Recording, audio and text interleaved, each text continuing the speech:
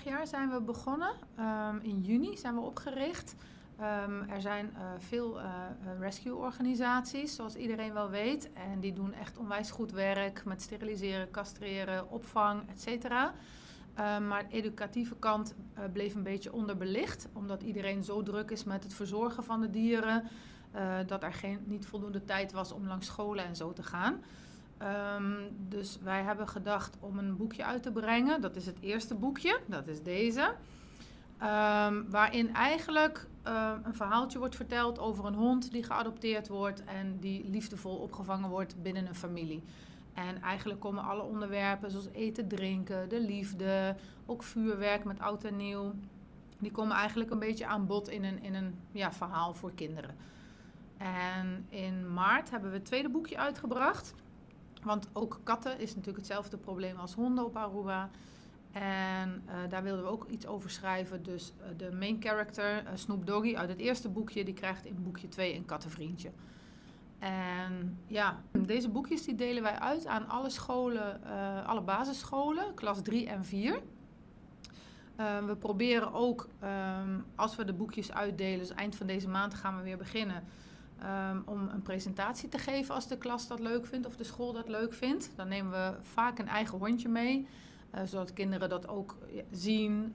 Ze kunnen de chip readen van de hond, ze kunnen hem even knuffelen als ze dat leuk vinden.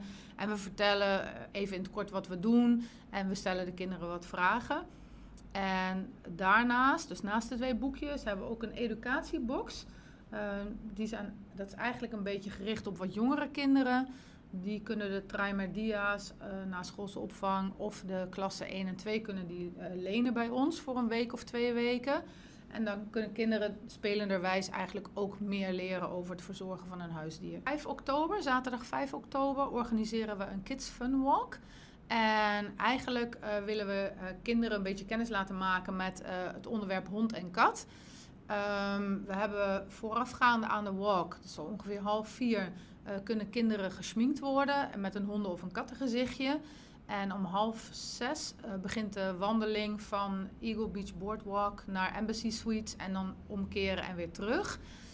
De kinderen krijgen dan ook, als ze geregistreerd zijn, krijgen ze een stempelkaart. En bij elk punt langs de route kunnen ze een stempel ophalen. En bij een volle kaart kunnen ze iets uit de grabbelton halen aan het eind van de wandeling. Er worden ijsjes zijn er, dus water en limonade natuurlijk. Registratiefee is 10 florien. Daarvoor heb je dan de activiteiten, de wandeling en alles komt ten goede voor de stichting. Zodat wij weer wat geld hebben om nog meer boekjes te kunnen drukken, nog meer kinderen de boekjes te kunnen geven.